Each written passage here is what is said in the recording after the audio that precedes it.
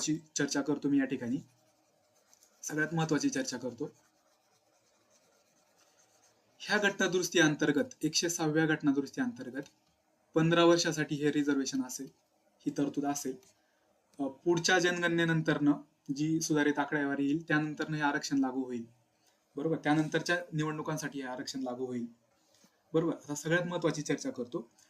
कोणत्या कलमांमध्ये बदल करण्यात आला किंवा कोणती नवीन कलम घटनेमध्ये समाविष्ट करण्यात आल्या 106व्या घटनादुरुस्ती अंतर्गत, असा प्रश्न आपल्याला विचारला जाऊ शकतो. तर बघा, 239AA हे कलम आपण सर्वांना माहिती आहे, दिल्ली केंद्रशासित प्रदेशाशी संबंधित कलम आहे. 239AA ह्या कलमामध्ये काय करण्यात आलेलं आहे, बदल करण्यात आलेला आहे. तसंच 3 नवीन कलम टाकण्यात आलेली आहे, 330A, 332A आणि 334A. ही 3 कलम. म्हणजे आपल्याला प्रश्न विचारला जाऊ शकतो की 106व्या घटनादुरुस्ती अंतर्गत किती नवीन कलम समाविष्ट